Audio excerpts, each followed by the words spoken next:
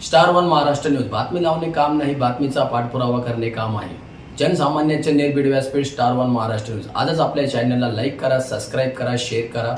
दिनांक 24 डिसेंबर दुपारी 12:30 ते 4:15 वाजेच्या दरम्यान गंगापूर रोड पोलीस ठाण्या हद्दीत शरण बंगलो, शारदा नगर, गंगापूर रोड, नाशिक या ठिकाणी अज्ञात आरोपितांनी फिर्यादी यांच्या पाठीमागील किचनच्या ग्रिल कट करून त्या वाट्यात प्रवेश करून घरातील मुख्य बेडरूम मधील कपाटातील तिजोरी, त्यातील रोख रक्कम, सोन्याचे दागिने व घरातील टिसो कंपनीचे घड्याळ, एअरपॉड असा एकूण 2,41,000 रुपये किमतीचा मुद्देमाल चोरून नेला होता. म्हणून त्यावरून फिर्यादी यांनी फिर्याद दिल्याने गंगापूर पोलीस स्टेशन येथे गुन्हा दाखल करण्यात आला होता. त्या अनुषंगाने सदर गुन्ह्याचा समांतर तपास गुन्हे शाखा युनिट क्रमांक 1 चे पथक यांनी सुरू करून घटनास्थळावरील तसेच आजूबाजूच्या परिसरातील सीसीटीव्ही फुटेजची पाहणी केली.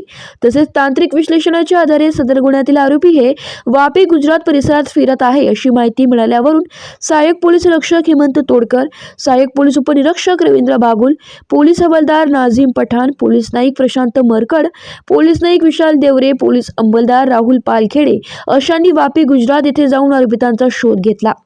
आरोपी हे एका हॉटेलवर थांबले असल्याची माहिती मिळाल्याने सदर ठिकाणी जाऊन गुन्ह्यातील संशयित आरोपी नामे रोहन संजय भोळे, वर्ष 36 व राहणार उपनगर नाशिक, ऋषिकेश उर्फ गुड्डू मधुकर काळे, वर्ष 27 राहणार नाशिक रोड, नाशिक यांना ताब्यात घेऊन त्यांना गुन्ह्याबाबत माहिती विचारली असता त्यांनी गुन्ह्याची कबुली दिली आहे व त्यांच्या कब्जात गुन्ह्यातील चोरीस गेलेले फिर्यादीचे ॲपल कंपनीचे एअरपॉड व टिसो कंपनीचे घड्याळ तसेच फिर्यादी यांची चोरीस गेलेली बॅग मिळून आली आहे. तसेच आरोपी यांनी गुन्ह्यात वापरलेली स्विफ्ट डिझायर कार क्रमांक MH05 CB 3840 ही चोरी केल्याचं निष्पन्न झालंय.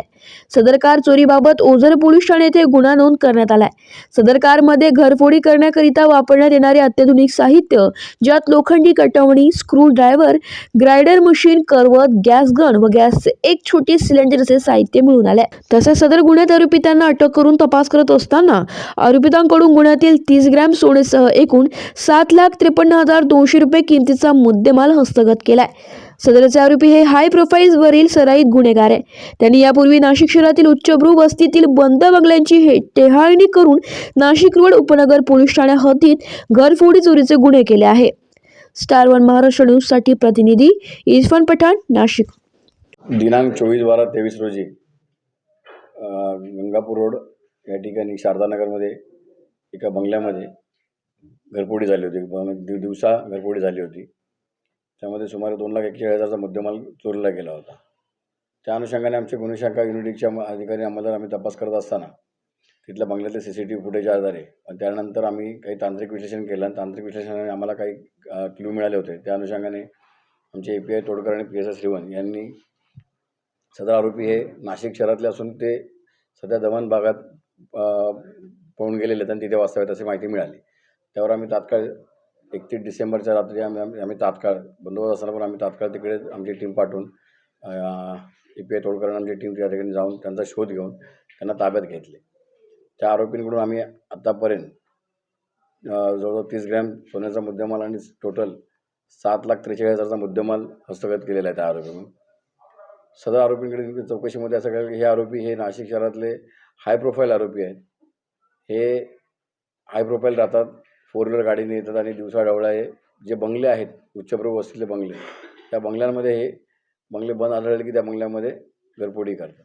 ह्या आरोपींवर यापूर्वी नाशिक रोड उपनगर पोलीस स्टेशन हद्दीमध्ये असे बंगल्यांच्या घरफोडीचे गुन्हे आहेत.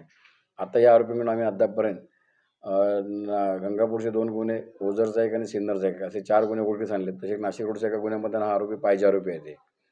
या आरोपींचं नाव आहे, एकाचं नाव रोहन भोळे, एकाचं नाव ऋतिकेश काळे. हे आरोपी सराईत गुन्हेगार आहेत आणि या आरोपींकडून आणखीन गुन्हे उघडकीस येण्याची शक्यता आहे.